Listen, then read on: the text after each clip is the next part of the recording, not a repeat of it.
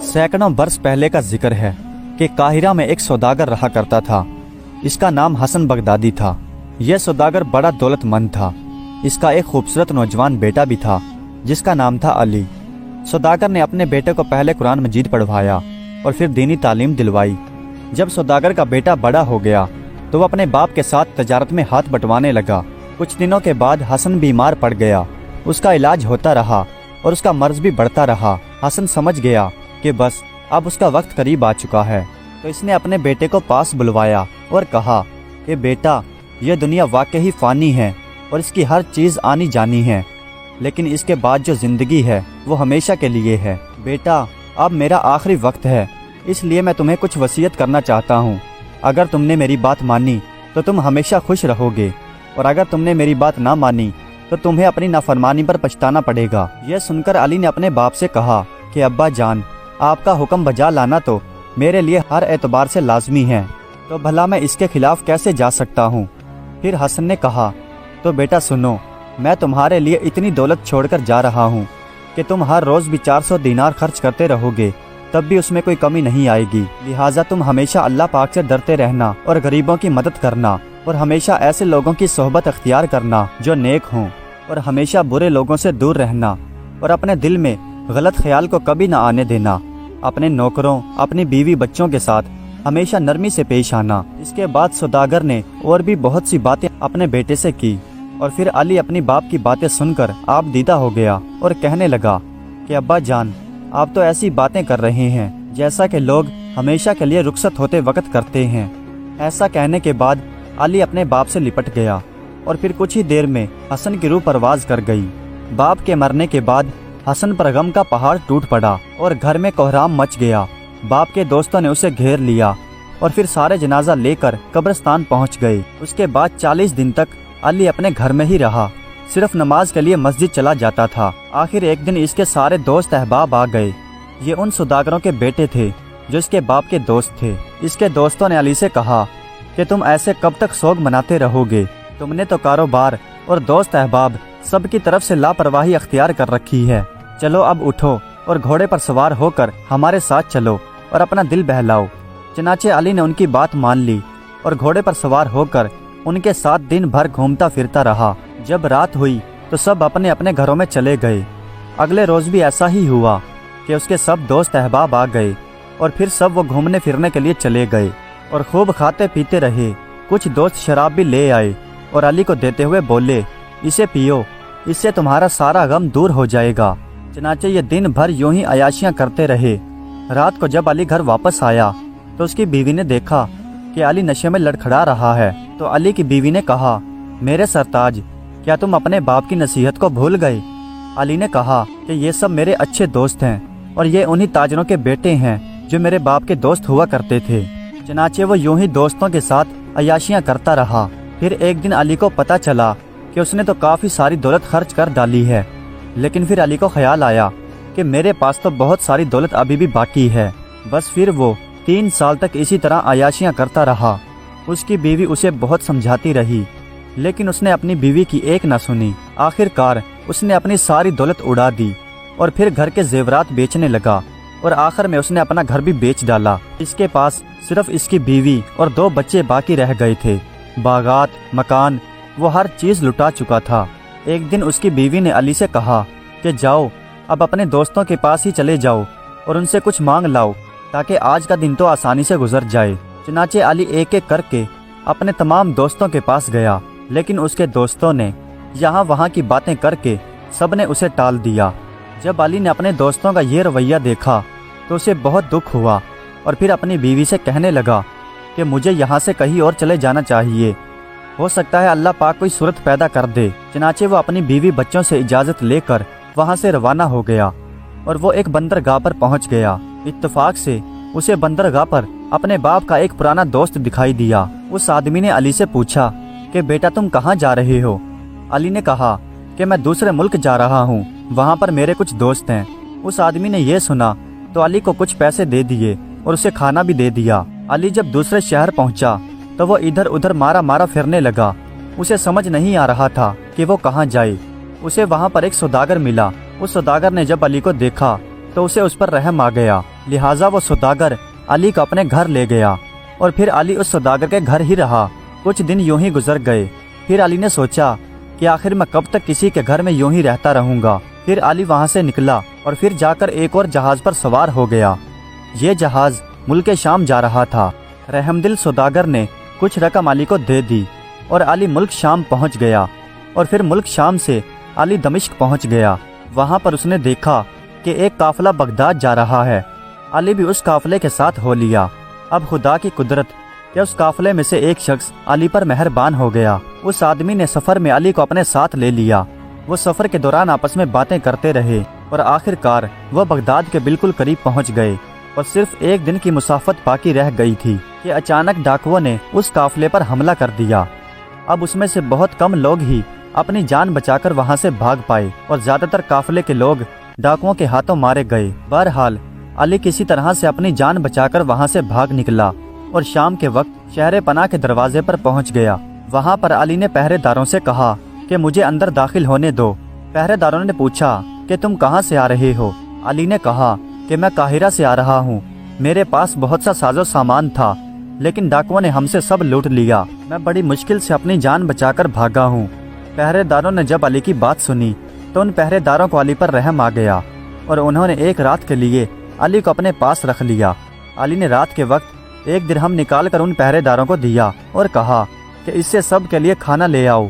जब सुबह हुई तो एक पहरेदार अली को अपने साथ लेकर शहर के सबसे बड़े सौदागर के पास पहुंच गया।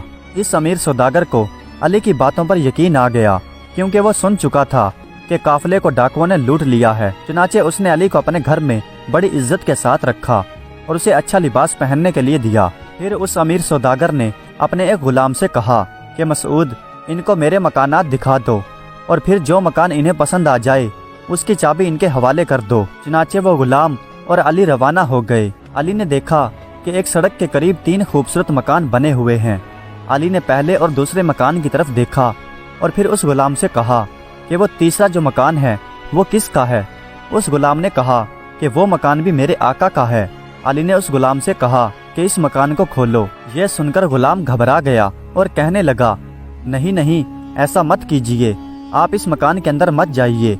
ये मकान बड़ा खतरनाक और पुरअसरार है। जो शख्स भी इस मकान में रात गुजारता है तो वो मुर्दा पाया जाता है और हम लोग उसकी लाश निकालने के लिए भी दरवाजा नहीं खोलते।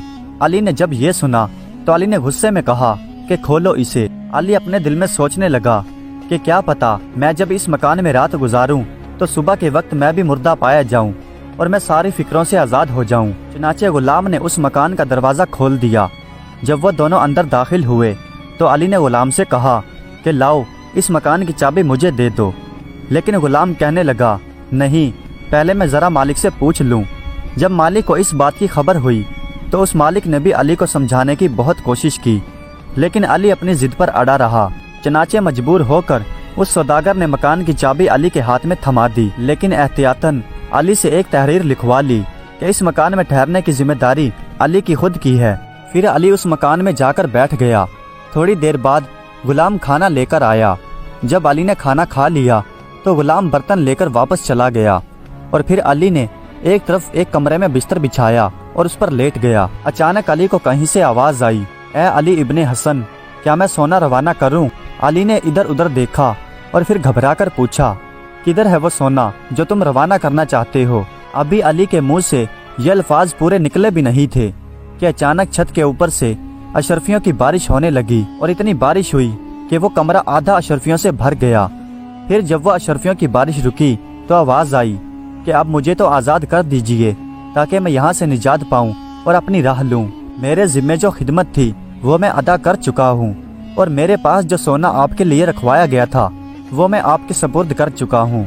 ये सुनकर अली ने कहा कि मैं खुदा के नाम पर तुमसे ये पूछता हूँ कि इन सोने के अशरफियों का सबब क्या है? जवाब में आवाज़ आई कि ये सोना कदीम अरसे से चला आ रहा है और जो कोई शख्स भी रात गुजारने के लिए इस महल में आता था तो हम उससे पूछते थे कि क्या सोना रवाना कर दें। वो हमारी आवाज़ सुनकर घबरा जाता था और इधर उधर देखकर वो भागने लगता था। बस इसीलिए हम उसकी गर्दन दबा देते थे, लेकिन आपने हमारी बात का फौरन जवाब दिया और हमसे पूछा कि सोना कहाँ है।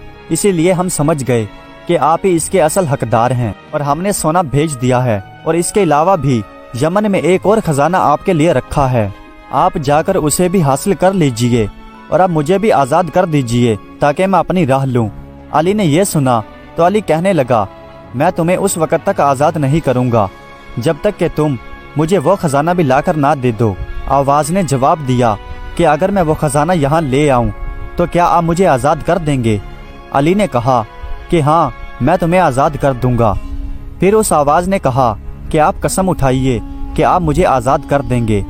لہٰذا علی نے قسم اٹھائی۔ آواز دینے والا اب جانے ہی والا تھا کہ علی نے کہا کہ مجھے تم سے ایک اور کام ہے کہ قاہرہ میں میری بیوی اور میرے 2 بچے ہیں، تم انہیں بھی آرام سے یہاں میرے پاس لے آؤ۔ یہ سن کر آواز دینے والا بولا کہ ٹھیک ہے، ہم آپ کی بیوی اور دونوں بچوں کو لے آئیں گے اور ان کے ساتھ بہت سارے نوکروں کو بھی لے آئیں گے اور یمن کا خزانہ بھی لے آئیں گے۔ اتنا کہنے کے بعد وہ آواز دینے والا علی سے 3 دن کے لیے رخصت ہو گیا، کیونکہ یہ تینوں کام 3 دن میں ہی انجام دیے جا سکتے تھے۔ جب صبح کی روشنی نمودار ہوئی تو علی اٹھ کر ان سونے کے اشرفیوں کو ٹھکانے لگانے کے لیے جگہ تلاش کرنے لگا۔ علی کی نظر دیوار کے قریب ایک سل پر پڑی۔ اس سل پر ایک دستہ بھی تھا۔ جب علی نے اس دستے کو گھمایا تو آہستہ آہستہ وہ سل گھومنے لگی اور ایک دروازہ سا دکھائی دینے لگا، اور اس دروازے کے قریب بہت سارے مضبوط کپڑے کے تھیلے رکھے ہوئے تھے۔ چنانچہ اس نے ان تھیلوں کو اٹھا لیا اور ان میں اشرفیوں کو بھرنے لگا۔ جب تمام تھیلے اشرفیوں سے بھر گئے تو اس نے ان تھیلوں کو اٹھا کر اسی کمرے میں رکھ دیا اور پھر دستے کو گھما دیا اور دستہ واپس اپنی جگہ پر چلا گیا۔ اس کے بعد علی ایک کمرے میں رکھی گئی کرسی پر جا کر بیٹھ گیا۔ اچانک علی کو ایک آہٹ سنائی دی۔ علی نے اٹھ کر دروازہ کھولا تو دیکھا سامنے مالک مکان کا نوکر کھڑا ہے۔ جب اس نوکر نے علی کو صحیح سلامت دیکھا اور زندہ دیکھا تو وہ دوڑتا ہوا اپنے مالک کے پاس گیا اور کہنے لگا کہ آقا، وہ آدمی تو زندہ ہے اور صحیح سلامت ہے۔ جب سوداگر نے یہ سنا تو وہ بہت خوش ہوا اور علی کے لیے کھانا لے کر محل کی طرف روانہ ہو گیا۔ جب وہ کھانا لے کر محل میں پہنچا تو علی کو دیکھ کر پھر مسکرایا اور بولا، کہو سب ٹھیک تو ہے نا؟ علی نے کہا، جی بالکل، سب کچھ ٹھیک ہے۔ میں قرآن کی چند آیات پڑھ کر لیٹ گیا اور صبح تک سوتا رہا۔ یہ سن کر سوداگر بولا کہ اللہ پاک بڑا کارساز ہے۔ اس کے بعد سوداگر وہاں سے چلا گیا اور چند نوکروں کو اس محل کی صفائی کے لیے بھیج دیا۔ جب دن نکلا تو لوگوں نے یہ بات سنی تو وہ بھی تحفے تحائف لے کر علی کو ملنے کے لیے آن پہنچے اور علی سے پوچھا کہ آپ کا اور باقی سامان کب تک آ جائے گا؟ علی نے کہا کہ 3 دنوں تک۔ جب 3 دن گزر گئے تو وہ سامان لانے والا جنات علی کے سامنے حاضر ہو گیا۔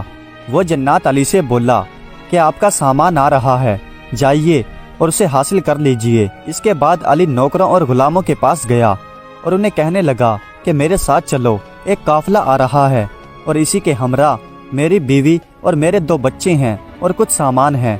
چنانچہ نوکر غلام علی کے ساتھ چل پڑے۔ تھوڑی دور جانے کے بعد انہوں نے دیکھا کہ گرد و غبار اڑ رہی ہے۔ جب گرد و غبار ختم ہوئی تو انہوں نے دیکھا کہ سامنے سے بہت سے اونٹ، گھوڑے، گدھے اور کچھ نوکر چاکر ناچتے گاتے آ رہے ہیں۔ جب وہ سارا قافلہ قریب پہنچا تو نوکر غلاموں کا جو سب سے بڑا سردار تھا وہ آگے بڑھا اور علی کے ہاتھ پر بوسہ دے کر بولا کہ میرے آقا، ہمیں آنے میں دیر ہو گئی۔ دراصل ہمیں کل ہی پہنچ جانا چاہیے تھا، لیکن ہم چور اور ڈاکوؤں کے ڈر سے ہم نے رات کے وقت سفر کرنا مناسب نہیں سمجھا۔ اس کے بعد علی اور اس کے ساتھ آئے ہوئے وہ سوداگر گھوڑوں پر سوار ہو گئے اور اس قافلے کے آگے آگے چلنے لگے۔ جب ان سوداگروں نے علی کے اتنے سارے نوکر اور اتنے بڑے قافلے کے ساتھ اتنا سارا ساز و سامان دیکھا تو وہ حیران ہو گئے اور وہ آپس میں باتیں کرتے ہوئے کہنے لگے کہ واقعی ہی اتنا سارا قیمتی ساز و سامان تو بغداد کے بادشاہ کے پاس بھی نہیں ہوگا۔ وہ باتیں کرتے ہوئے علی کے مکان کے قریب پہنچ گئے اور پھر سارے مرد علی کے قریب ٹھہرے اور ساری عورتیں علی کی بیوی کے پاس۔ علی جس سوداگر کے مکان میں ٹھہرا ہوا تھا اس سوداگر نے علی سے کہا کہ آپ اپنے غلاموں اور گدھوں گھوڑوں کو میرے دوسرے مکان میں بھیج دیجئے تاکہ وہ وہاں پر آرام کر سکیں۔ علی نے کہا کہ اس کی ضرورت نہیں، یہ کل کسی دوسری جگہ پر چلے جائیں گے۔ چنانچہ دوسرے دن علی نے ان سب کو بھیج دیا۔ جب وہ سارے جند جنات آزاد ہوئے تو وہ بہت خوش ہوئے اور سارے اڑ کر وہاں سے چلے گئے۔ پھر علی اپنی بیوی کے پاس گیا اور تنہائی میں کہنے لگا کہ اب بتاؤ کہ میری غیر موجودگی میں تم پر کیا گزری؟ علی کی بیوی نے بتایا کہ وہ بہت پریشان رہی، تنگ دستی اور پریشانیوں سے وہ گھری رہی۔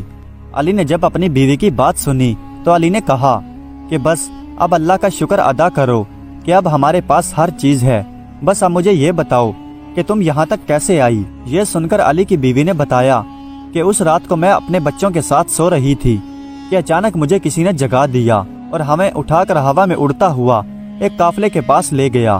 ہم نے وہاں پر بہت سارے اونٹ، بہت سارے گدھے، بہت سارے گھوڑوں کا ایک قافلہ دیکھا۔ اس کے علاوہ بہت سارے نوکر چاکر بھی تھے۔ میں نے ان سے پوچھا کہ آپ لوگ کون ہیں؟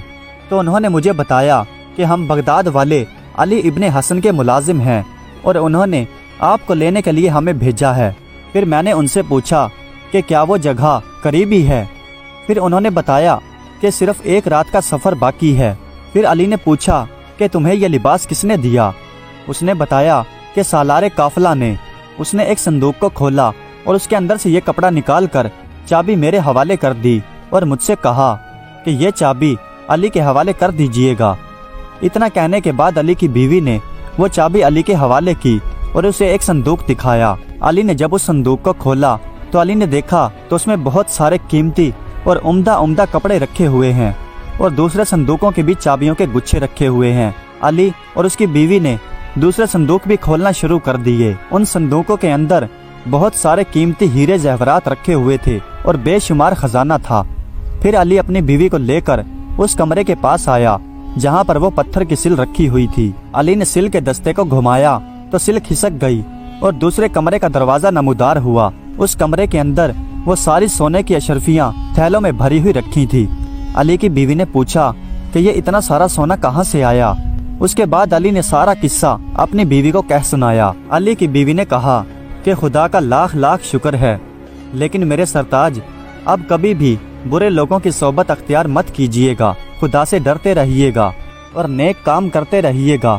علی نے اپنی بیوی کی بات سنی تو کہنے لگا، بیگم تم پریشان مت ہو، میں تمہارے مشورے کے مطابق ہی چلوں گا اور اللہ پاک سے دعا کرتا رہوں گا کہ وہ مجھے سیدھے رستے پر چلنے کی توفیق اور طاقت دے۔